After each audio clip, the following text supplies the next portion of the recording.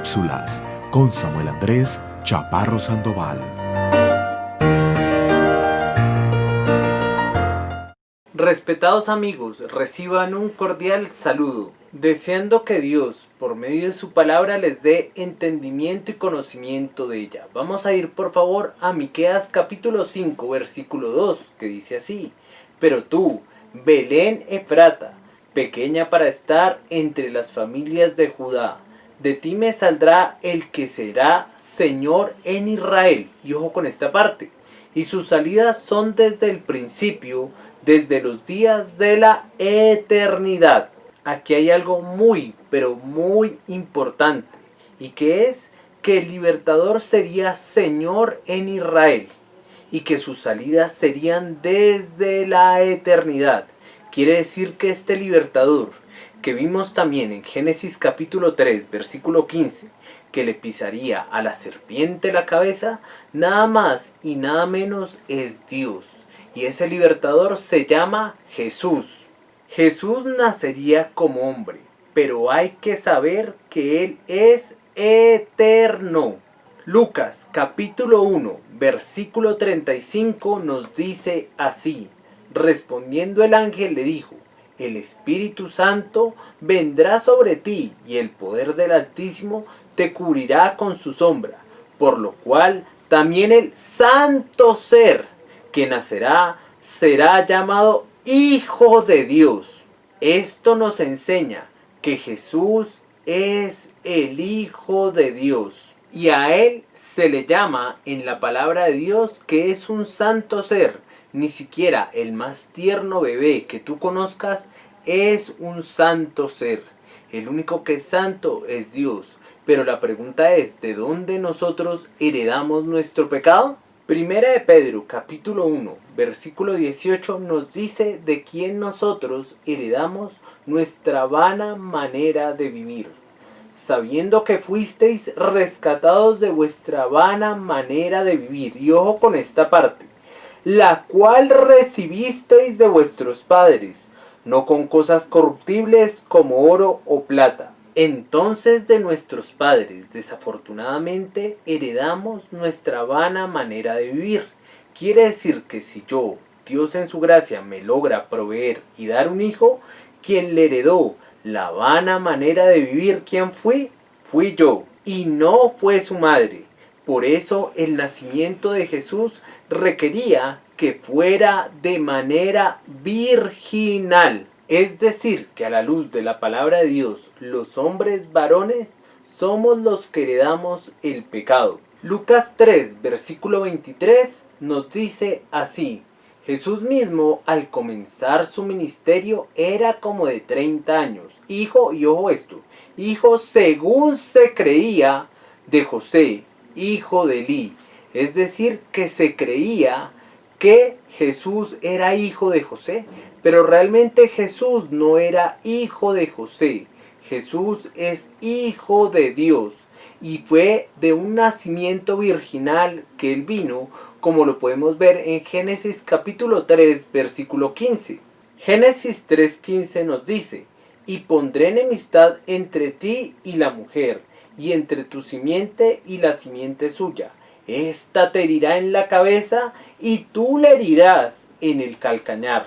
Si ven, la mujer iba a tener una simiente, pero esa simiente sería de un nacimiento virginal, y esa simiente, que es Jesús, le pisaría a esa serpiente la cabeza, y esa serpiente moriría. Es decir, Jesús acabaría con el pecado, con Satanás y con la muerte. Jesús sufriría una herida en el talón, pero esa herida sería recuperable, mientras que Satanás, la herida de él sería en la cabeza.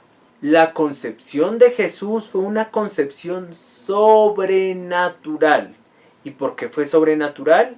Porque no hubo necesidad de espermatozoides, sino el Espíritu Santo vino a María y María concibió.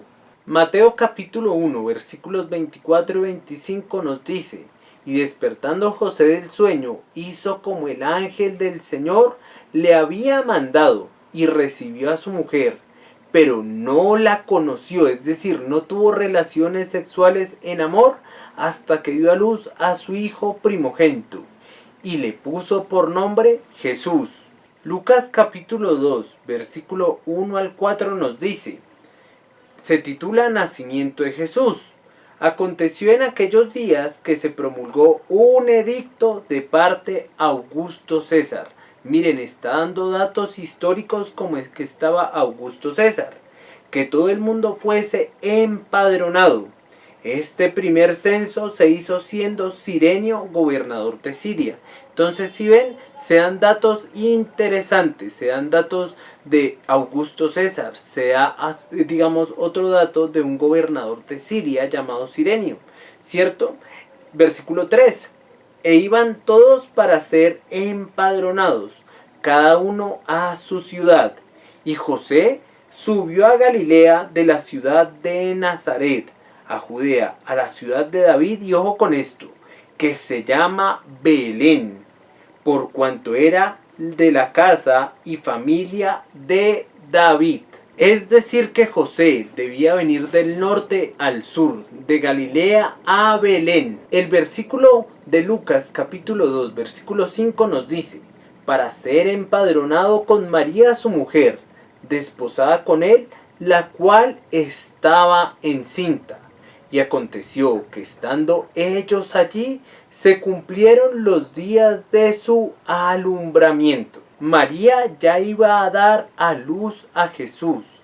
Lo iba a dar de una manera natural. Jesús iba a nacer de manera natural como cualquier niño. Pero recordemos que la concepción fue diferente. Recordemos que leímos Miqueas capítulo 5, versículo 2, el cual nos decía que Jesús nacería en Belén, que ese libertador nacería específicamente allá. Lucas capítulo 2, versículo 7 nos dice, y dio a luz a su hijo primogénito, y lo envolvió en pañales, y lo acostó en un pesebre, porque no había lugar para ellos en el mesón. ¿Por qué no había lugar para ellos?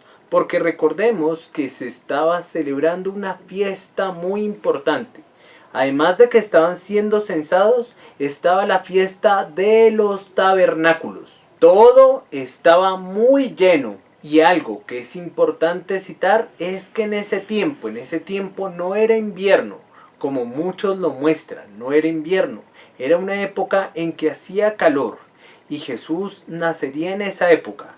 Y él nacería en un pesebre, que es lo que podemos conocer es como una choza o un mini tabernáculo. En Miqueas 5:2 se prometió más de 400 años o aproximadamente 400 años, de pronto un poquito menos de 400 años, se prometió que iba a venir el libertador y se cumplió. Nació en la ciudad de Belén. De Galilea fueron del norte al sur a Belén. Recuerda, mi amigo, que Dios siempre cumple lo que promete. Él prometió que iba a haber un diluvio, hubo un diluvio. Él prometió que vendría el libertador y el libertador vino y nació en Belén. Y tercero, Él prometió que si tú no crees a su manera, como nos dice la Sagrada Escritura, desafortunadamente irás eternamente al lago de fuego. Debes creer con toda tu mente, con todo tu corazón y con todas tus fuerzas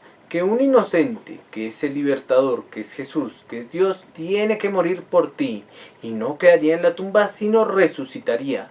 También tienes que creer que no por tus buenas obras te vas a salvar, y también tienes que creer que a la luz de la palabra de Dios eres un pecador. Ahí yo me veo y yo digo, uy, yo soy un pecador que merezco ir, no por un tiempito, sino eternamente al lago de fuego. ¿Has creído ello, amigos? Si no lo crees, por favor, te invito a que lo creas con toda la mente, con todo el corazón y con todas las fuerzas. Dios te bendiga y si es su voluntad nos veremos en la próxima cápsula. Cápsulas con Samuel Andrés Chaparro Sandoval.